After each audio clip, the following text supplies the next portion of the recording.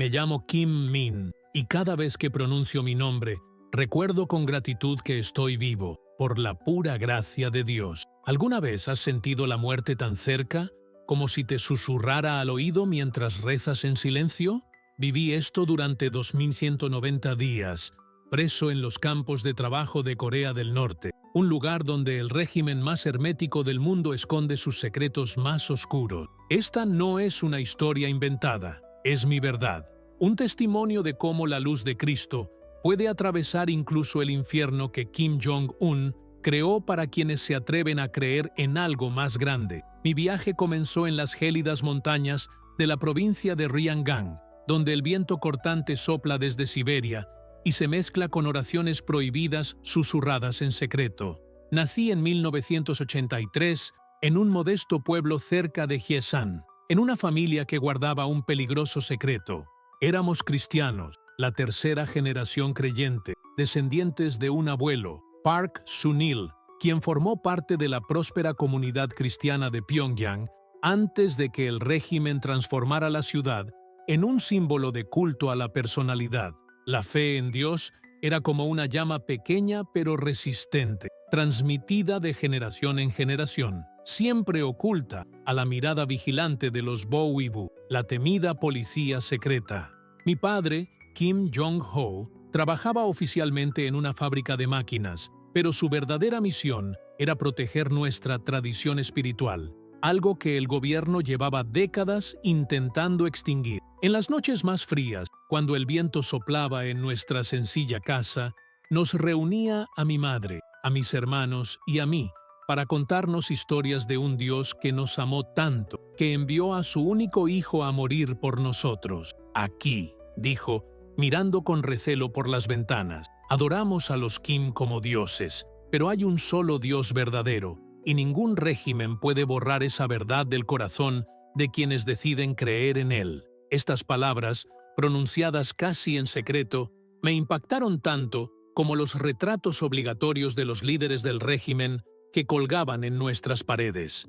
Vivíamos entre dos mundos muy diferentes. En público, éramos la familia perfecta, siguiendo el juche, la ideología de autosuficiencia que rige todos los aspectos de la vida en Corea del Norte. Asistíamos a reuniones de crítica y autocrítica, cantábamos himnos de alabanza a los líderes y manteníamos nuestros retratos impecables. Pero en casa teníamos una fe que podía costarnos la vida. Mi abuelo me habló, con su último aliento, del antiguo Pyongyang, una ciudad llena de iglesias, donde el sonido de las campanas los domingos se mezclaba con el aroma del kimchi fermentado. Ahora, dijo con lágrimas en los ojos, las únicas campanas que oímos son las que celebran nuestra lealtad al régimen. Me dejó un legado, un testimonio del coste de seguir a Jesús en este lugar. Si crees que el mundo está libre de persecución hoy, debes saber que en el siglo XXI todavía hay lugares donde confesar a Jesús como Señor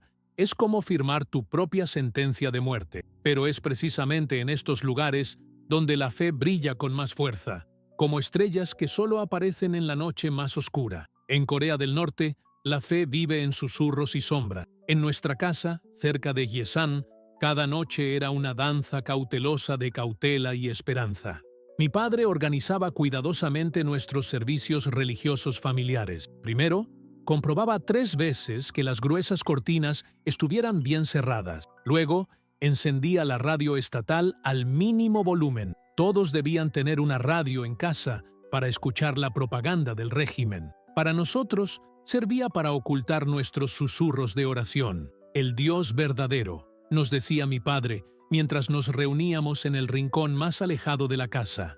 No quiere que lo adoremos por miedo. Quiere nuestros corazones, no una obediencia forzada. Palabras tan sencillas, pero revolucionarias, en un país donde la obediencia ciega era la norma. Cada mañana nos veíamos obligados a inclinarnos ante los retratos de Kim. Desde niños aprendimos a repetir: gracias, querido líder, por nuestra feliz vida. Mi madre, Son Jimin, sabía muy bien cómo disimular su corazón. Era maestra en la escuela primaria local, un puesto delicado que requería una fachada de lealtad impecable. Cada mañana, dirigía a los estudiantes en cánticos de alabanza a Kim Jong-un, mientras, en el silencio de su corazón, ofrecía oraciones al Dios verdadero. Pido perdón a Dios y sueño con el día en que pueda enseñar la verdad libremente.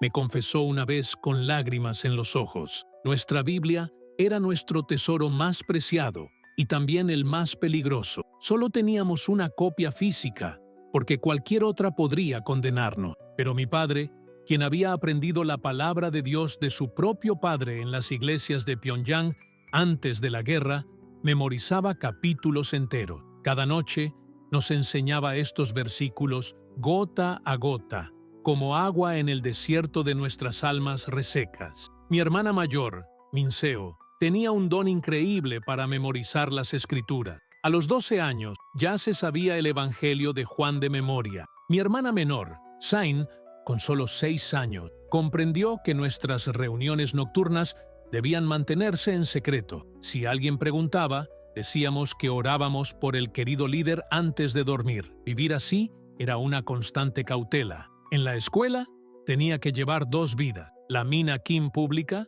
una ferviente seguidora del Juche, y la Mina real, que conversaba en silencio con Jesús. Había informantes por todas partes, vecinos, compañeros de clase, incluso familiares. El régimen convertía a la gente en sus propios carceleros. Las festividades cristianas eran especialmente peligrosas, pero mi madre encontraba maneras sutiles de celebrarlas. Un plato extra de kimchi en la mesa, un toque delicado a la hora de dormir, códigos silenciosos que solo nosotras entendíamos. Cada comida compartida en el nombre de Jesús era una oración susurrada. Nuestra fe creció oculta, como una planta que encuentra luz incluso en el sótano más oscuro.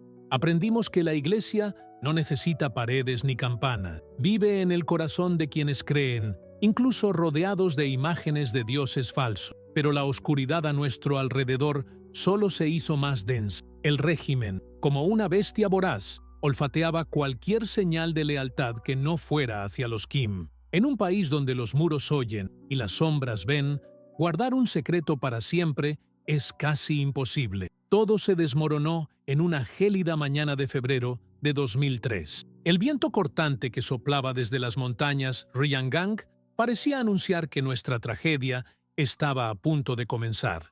Mi hermana menor, Su-jin, de tan solo 6 años y llena de inocencia infantil, cometió el error que el régimen llevaba años esperando. En la escuela, durante una sesión de adoctrinamiento donde la maestra hablaba de que Kim Il-sung era el único dios de Corea del Norte, Su-jin levantó la mano tímidamente y dijo: «Pero mi padre dice que hay un dios mayor». Era la sencillez de una niña que aún desconocía el peso mortal de lo que decía. «Nos habla de él todas las noches», añadió con la pureza de sus 6 años. El silencio que siguió fue denso, como la calma antes de la tormenta. La maestra, entrenada para detectar cualquier señal de deslealtad, ocultó una sonrisa falsa mientras su mirada se endurecía. «¿Y de qué más habla tu padre en estas reuniones nocturnas?», preguntó con una voz dulce pero venenosa. Emocionada por su atención, Su-jin continuó: «Ajena al peligro, cuenta historias sobre Jesús y nos enseña versículos para memorizar. Dice que debemos guardar secretos, pero sé que tú también los guardas, maestra Park». La noticia corrió como la pólvora. Esa tarde, cuando mi padre regresó de la fábrica, se dio cuenta de que algo andaba mal. Movimientos sospechosos en nuestra casa confirmaron nuestros temores. A las 3:27 AM, los golpes en la puerta resonaron como trueno. La policía secreta, los Bobibu, no esperó respuesta. La puerta se abrió de golpe con la fuerza de sus golpes. 6 agentes, vestidos de civil, pero con esa presencia brutal e inolvidable, irrumpieron en nuestra casa. Sus rostros eran impasibles, llenos de una eficacia aterradora. El líder, un hombre de mediana edad con una cicatriz en la mejilla, gruñó: «Sabemos quién eres. El pequeño traidor ya lo ha contado todo. Ahora solo faltan las pruebas». Mi madre abrazó a Su-jin, quien finalmente comprendió la gravedad de lo sucedido. Lágrimas silenciosas corrían por su rostro mientras los agentes saqueaban nuestra casa, arrancando las tablas del suelo, arrancando el papel pintado y poniendo los muebles patas arriba. Mi padre se quedó inmóvil. con la mirada fija en el retrato de Kim Il-sung que dominaba nuestra sala de estar. El mismo retrato tras el cual, irónicamente, escondíamos nuestro mayor tesoro. Entonces se oyó un grito de triunfo. ¡Aquí está! El agente levantó una pequeña Biblia, desgastada y tan pequeña que cabía en la palma de su mano. Era una reliquia que mi abuelo había custodiado durante décadas de persecución. Sus páginas amarillentas contenían no solo la palabra de Dios, sino también las notas de 3 generaciones de fe clandestina. El oficial nos miró con desprecio, sosteniendo el libro como si fuera la prueba de un delito. ¿Saben lo que significa esto? Esto no es solo traición al partido, es traición a la patria. Son alimañas al servicio de los imperialistas. Los momentos que siguieron se sintieron como una pesadilla que se prolongó en cámara lenta. Nos separaron con una violencia que aún me duele recordar.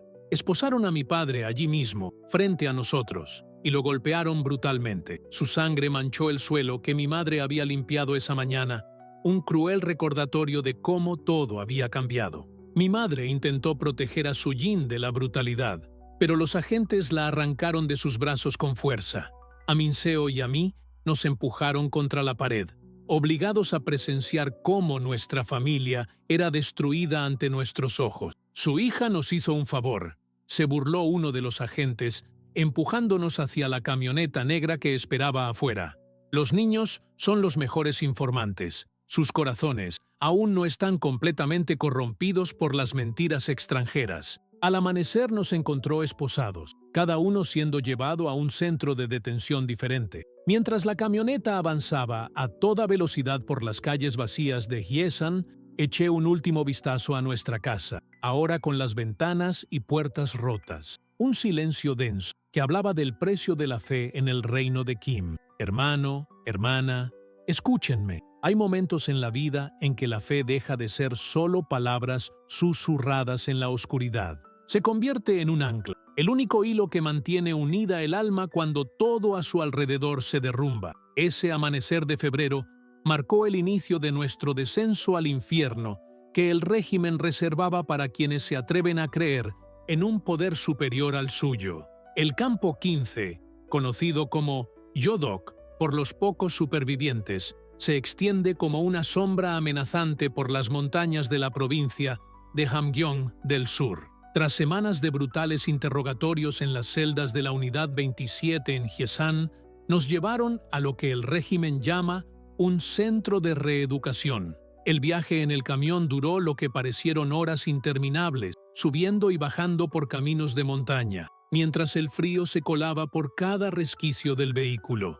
Nos raparon la cabeza y nos despojaron de todas nuestras pertenencias. Ya no éramos la familia Kim. Nos convertimos en números. 2.187 para mi padre, 2.188 para mi madre, 2.189 para mí, 2.190 para Minseo y 2.191 para Su Jin.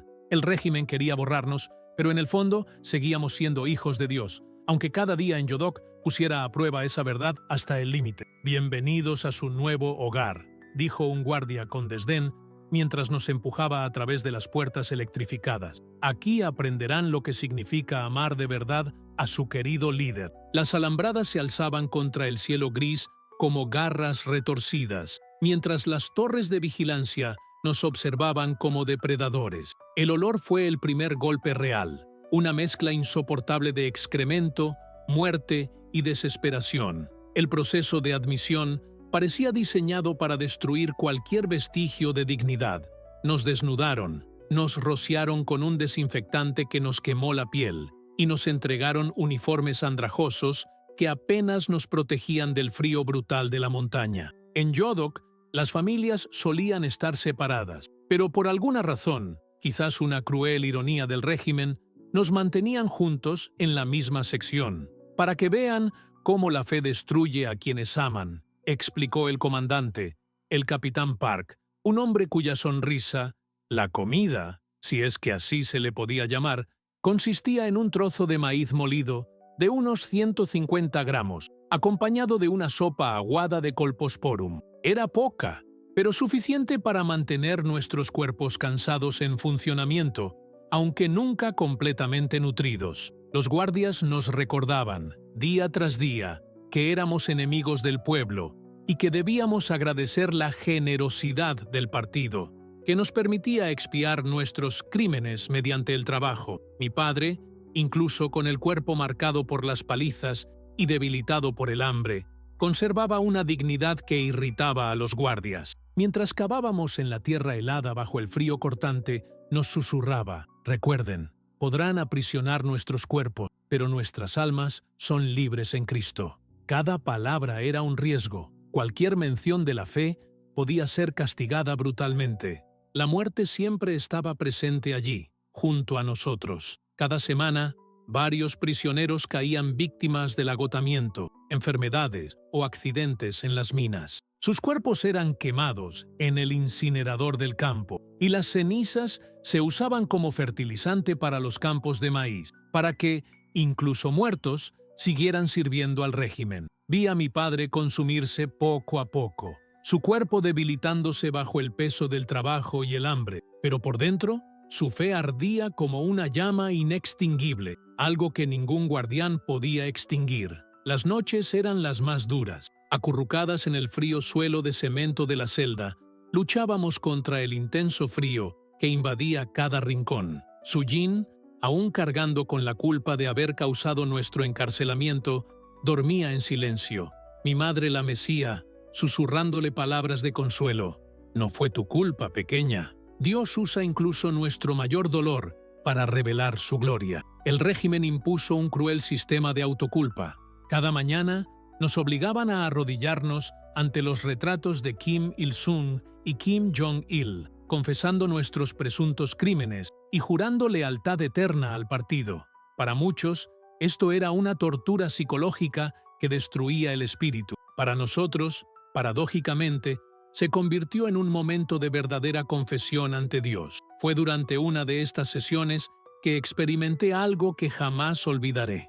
Mi padre, ya muy débil, apenas podía mantenerse de rodillas. El capitán Park, indignado por la aparente falta de sinceridad en su confesión, decidió dar ejemplo. Lo que siguió fue una violencia deliberada que ningún hijo debería presenciar jamás. «Si tu Dios es tan poderoso», se burló el capitán mientras los guardias golpeaban a mi padre, «¿por qué no te salva ahora?» Pero mi padre, con el rostro ensangrentado y los ojos brillando con una paz que lo trascendía todo, respondió con un susurro firme que se me quedó grabado en el alma: «Él ya me salvó. Mi cuerpo está en tus manos, pero mi alma pertenece a Cristo».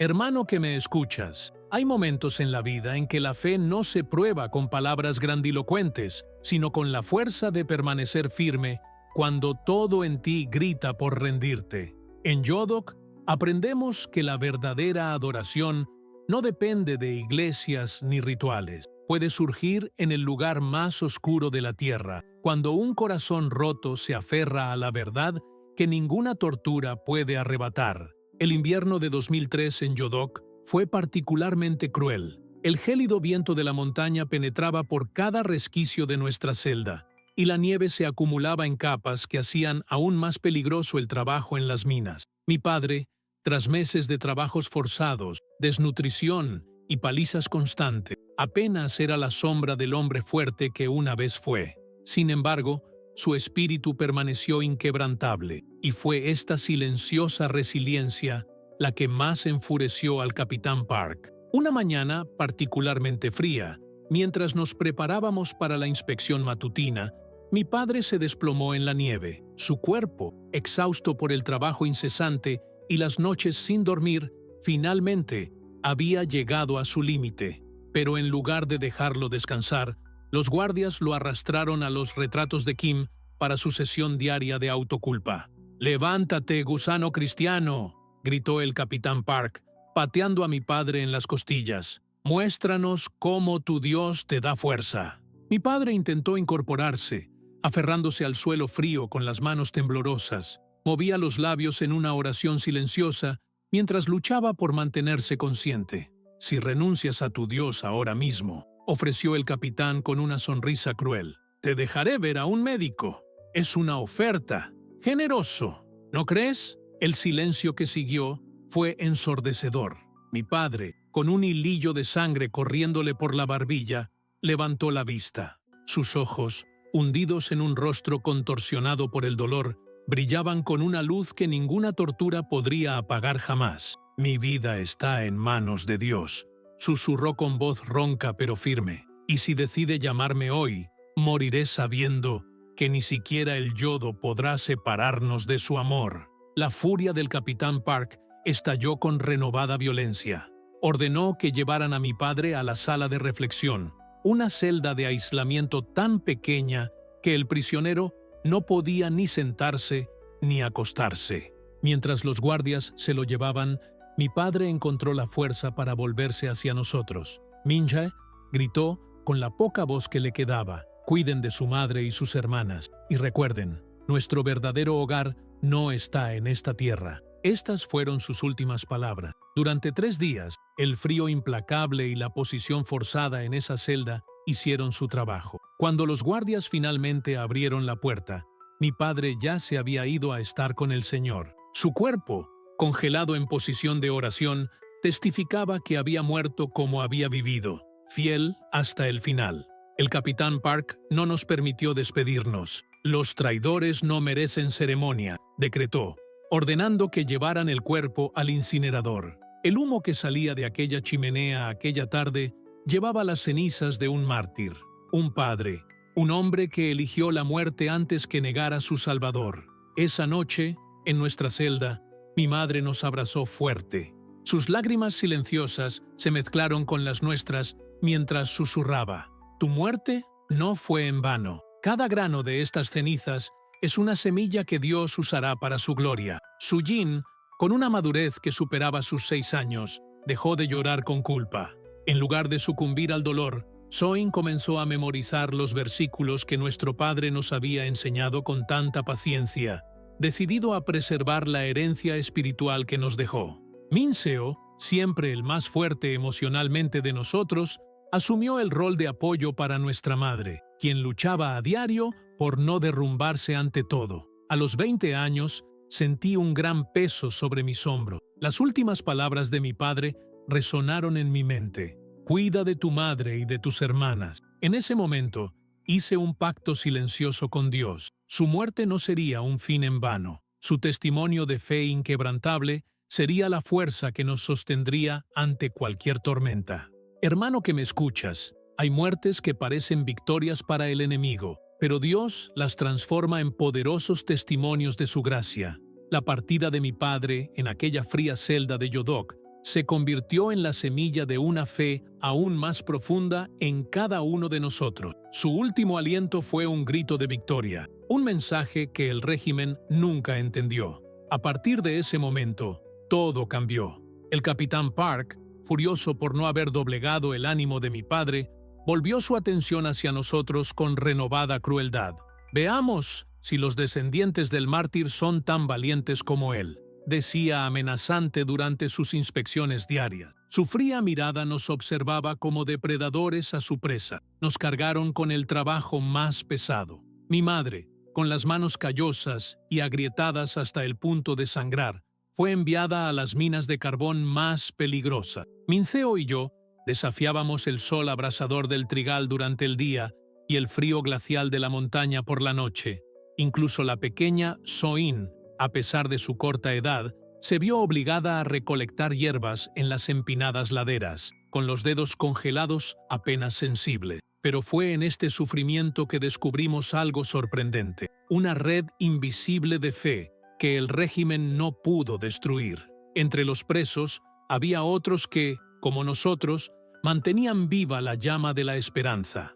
Un trozo de pan extra compartido discretamente, una palabra suave susurrada durante el trabajo, una mirada de comprensión intercambiada en silencio. Estos gestos se convirtieron en nuestro alimento espiritual. Fue durante estas noches silenciosas, cuando la vigilancia de los guardias era menor, que conocí a Park Jung, un anciano que ya había cargado con el peso de más de una década en Yodok. Nos enseñó versos que había memorizado hacía muchos años. «El régimen puede arrebatárnoslo todo», dijo, «pero nunca borrará la palabra que Dios ha escrito en nuestros corazones». Las sesiones diarias de autoculpa, que deberían habernos destrozado, se convirtieron en momentos secretos de oración. Al vernos obligados a inclinarnos ante los retratos de los Kim, nuestros corazones se volvían hacia el Dios verdadero. Mi madre transformó cada tarea en un acto de adoración silenciosa.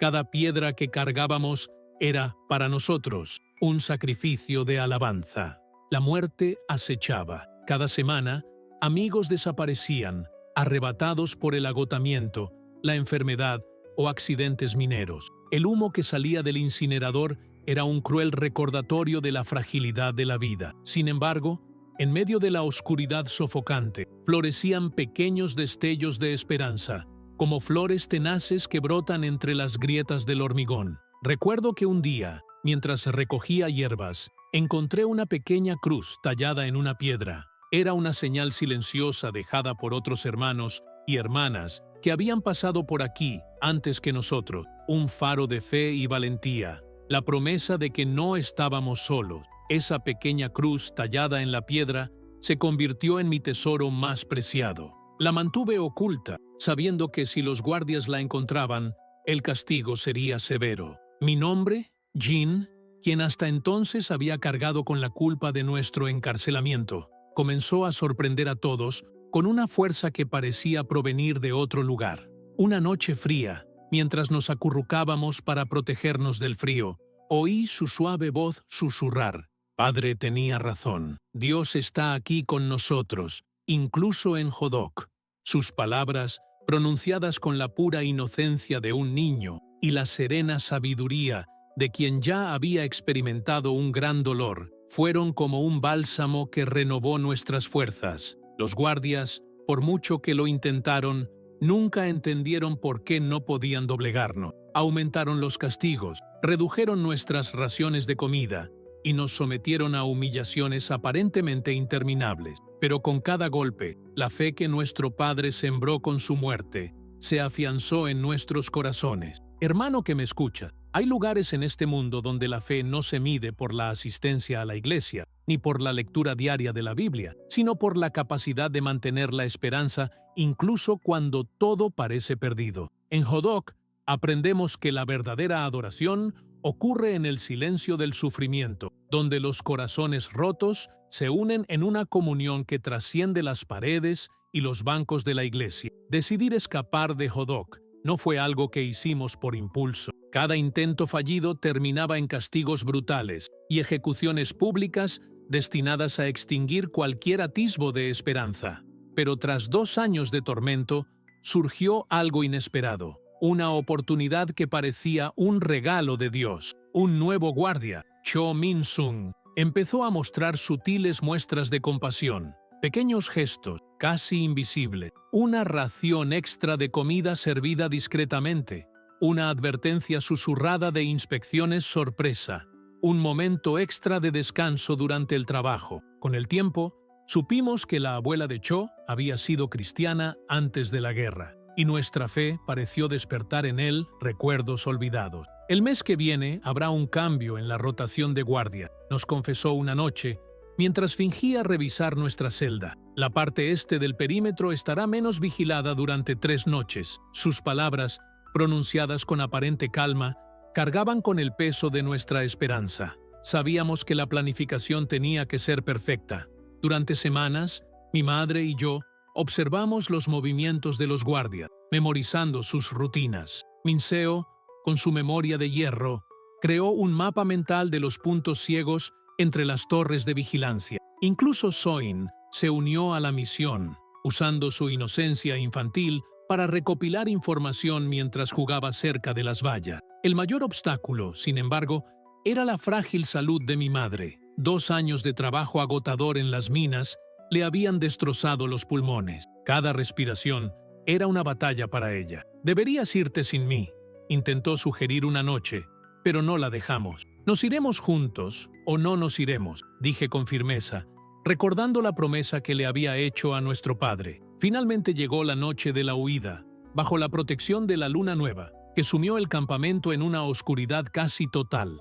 El frío era tan intenso que incluso los guardias evitaron patrullar durante largos periodos. Esperamos hasta la medianoche, cuando el cambio de turno causó un breve disturbio, el momento que tanto habíamos esperado. Pase lo que pase, no mires atrás. Esas fueron las firmes palabras de mi madre mientras nos preparábamos para huir. Si nos separamos, sigamos rumbo al río Tumen. Dios nos reunirá al otro lado. Su fe era tan fuerte que parecía más una orden que un consejo, y fue esta certeza la que nos impulsó a seguir adelante, incluso cuando el miedo amenazaba con paralizarnos. El primer obstáculo fue cruzar el espacio abierto entre nuestro cuartel y la valla exterior del campamento. Nos movíamos como sombra, ocultándonos cuando los focos brillaban a lo lejos. Sujin sostenía la mano de Minceo, temblorosa, pero en silencio. Cada paso parecía una eternidad, el silencio solo roto por el sonido de la nieve bajo nuestros pies. Cuando estábamos casi a mitad de camino,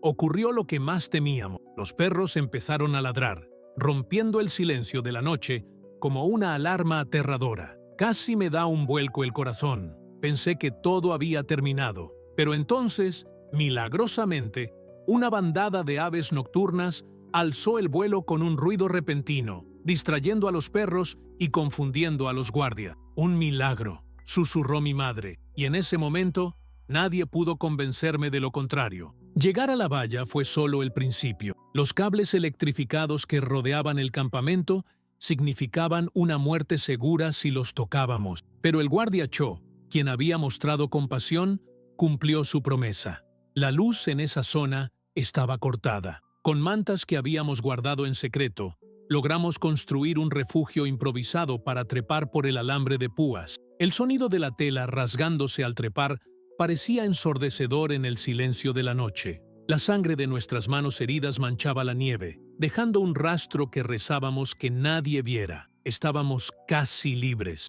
Mi madre, con una fuerza que solo podía venir de Dios, logró mantenerse en pie a pesar de su debilidad, impulsando a todos hacia adelante. Fue entonces cuando sonó la alarma. El caos resultante parecía una pesadilla a cámara lenta. Los reflectores barrían frenéticamente el perímetro. Los perros ladraban aún más fuerte y los gritos de los guardias rasgaban la noche gélida. Corrimos hacia el bosque, hundiendo los pies en la nieve profunda, con el aire cortante quemándonos los pulmones. «¡Dispérsense!», gritó mi madre al oír los primeros disparos cerca de nosotros. «¡Nos vemos en el punto acordado!». Ver a mi familia dispersarse en ese momento, cada uno corriendo en una dirección diferente en la oscuridad, fue uno de los dolores más intensos que he sentido en mi vida, pero también sabíamos que era nuestra única posibilidad de supervivencia. Hermano que me escuchas, a veces la fe es la única guía en la oscuridad total. Esa noche, mientras huía de las balas y los perros de Yodok, cada paso que daba era una oración silenciosa y cada respiración, un acto de entrega total al Dios que sostuvo a mi padre hasta el final. Hoy, hablándoles desde la relativa seguridad de Seúl, mi corazón sigue en las montañas de Corea del Norte. El milagro de nuestra supervivencia y reencuentro tras aquella huida me conmueve profundamente hasta el día de hoy. Tras 3 días de angustia, separación e incesantes oraciones, pudimos reunirnos en un refugio secreto, protegido por cristianos chinos cerca del río Tumen. La red invisible de hermanos y hermanas en la fe que nos ayudó a cruzar China fue, para mí, la mano visible de Dios. Durante 6 meses fuimos de casa en casa, de iglesia en iglesia, siempre huyendo de las autoridades chinas que deportaban a los refugiados a un destino mortal. Cada familia que nos abrió la puerta arriesgó su propia seguridad, un claro recordatorio de que el cuerpo de Cristo no tiene fronteras ni muros y que su amor trasciende regímenes y leyes. Mi madre, cuyo cuerpo fue devastado por las duras condiciones de las minas de Yodok, finalmente recibió atención médica aquí en Corea del Sur. Sus pulmones nunca se recuperarán del todo, fruto de años de sufrimiento, pero la luminosidad de su espíritu es algo que la tortura jamás podrá opacar. Minceo, fuerte y decidida, ahora estudia teología, preparándose para el día en que Corea del Norte abra sus puertas al Evangelio. Yo, Jin, quien cargó con el peso de la culpa por nuestro encarcelamiento durante tanto tiempo, ahora trabajo con niños refugiados. ayudándolos a sanar las heridas del pasado. Aún así, mi mente siempre regresa a quienes dejamos atrás. Pienso en Park Jung, el anciano que nos fortaleció con sus versos memorizados, incluso después de años en prisión. También pienso en el guardia Cho Min-sung, cuya silenciosa compasión nos dio la oportunidad de escapar, aunque nunca sabremos si él también pagó un precio por su bondad. Y pienso en los miles de creyentes que, hasta el día de hoy, viven en la sombra, adorando en secreto, arriesgándolo todo por su fe. La tumba de mi padre es el aire mismo, el humo que se elevó del incinerador de Yodok. Sus cenizas se mezclaron con la tierra donde trabajó hasta su último aliento. Pero su legado sigue vivo, vivo en cada cristiano norcoreano que, incluso en medio de la persecución, elige permanecer fiel. Hermano que me escucha, el cristianismo en Corea del Norte no es un recuerdo olvidado ni una llama extinguida por el tiempo. Es una luz que brilla intensamente, a pesar de la oscuridad del régimen. Cada día, los creyentes se reúnen en sótanos silenciosos, susurran oraciones bajo la mirada de los retratos de Kim y mantienen viva la esperanza de algún día ser libres. Mi testimonio no es solo una historia de dolor y sufrimiento, es un himno de victoria, una victoria que no se mide por la libertad conquistada, sino por la fidelidad inquebrantable de quienes, como mi padre, eligen a Cristo por encima de todo. La sangre de los mártires es la semilla de la Iglesia. Estas palabras resuenan cada día con más fuerza en las montañas de Corea del Norte. Cada cristiano que cae, cada familia enviada a los campos de concentración, cada Biblia confiscada y quemada, es una semilla plantada en tierra fértil, esperando su cosecha. Hasta entonces, seguimos orando y trabajando para que llegue el día en que la luz del Evangelio brille libremente por toda la península coreana, porque incluso en la oscuridad más profunda, la luz de Cristo jamás será encadenada. Mi nombre es Kim Main, y este es mi testimonio.